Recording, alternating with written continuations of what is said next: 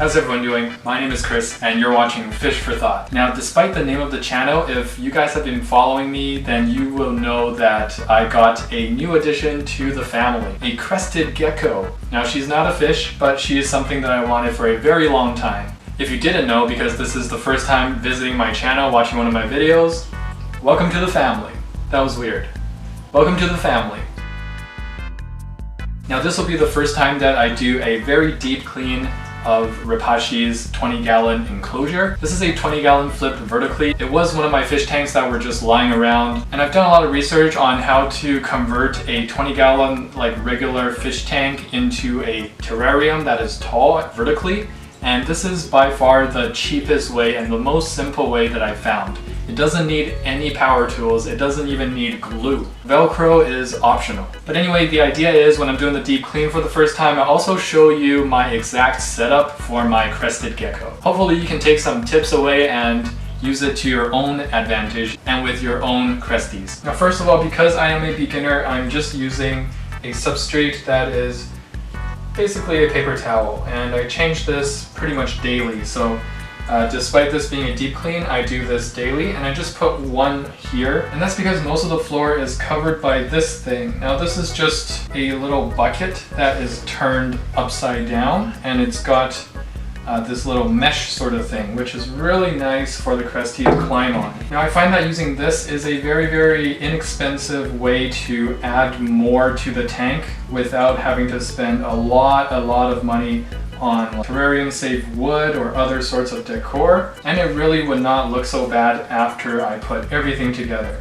So next up are these little vines that I got on Amazon, and most of the things that I'm using today I did pretty much get on Amazon. And if you did not know, make sure whatever you're getting is safe for reptiles, because there are some decorative ones that are laced with chemicals that are very harmful. And when there are sticky pads like this, in order to make it stick better, add some water onto it and make sure both the surface of this and the surface of whatever you're putting it on is very clean. And then I have my main stem of plant. It's mimicking a English ivy, which I believe is not the best for, like the real kind, is not really great for reptiles or any living creatures because they tend to be poisonous. But it's a replica, so we're gonna use it.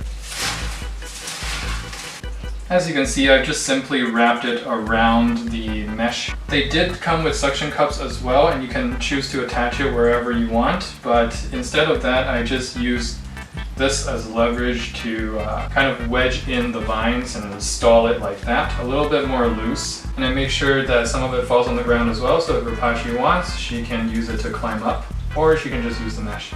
And I'm leaving some room here because the star of the show is, of course, moist hide or wet hide.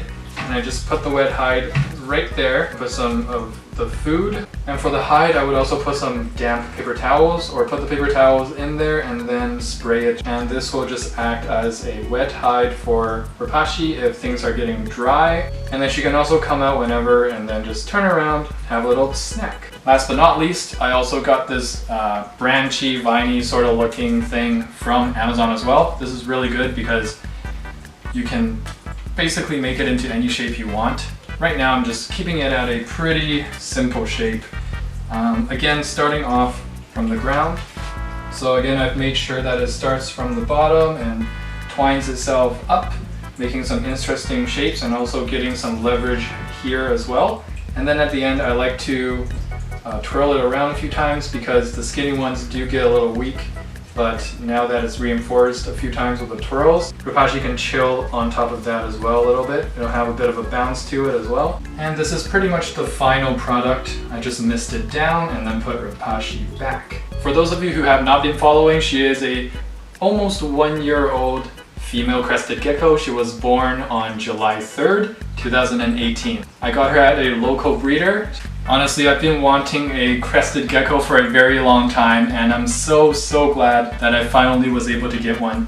These pets are a ton of fun, and if you're considering it, you might as well do it after you do some research. So there are many people who keep their Crested Geckos with lights. And there's many who do not as well, and I'm one of those who will not put a light specifically for the Crested Gecko enclosure. I find that it's enough with all my fish tanks around that the automated light will tell Repashy that it's daytime. I don't want a very bright light source overhead of her enclosure every single day. I personally feel like it would stress her out, and my room is pretty much well lit during the day as well. Got this from Amazon as well. Definitely the cheapest option, and you don't need any heavy duty tools to make it. You also don't need to drill holes in glass or whatever. I measured my dimensions very carefully before this, so make sure you do as well, so that you're not buying one that doesn't fit. You literally clip it on, and that's it.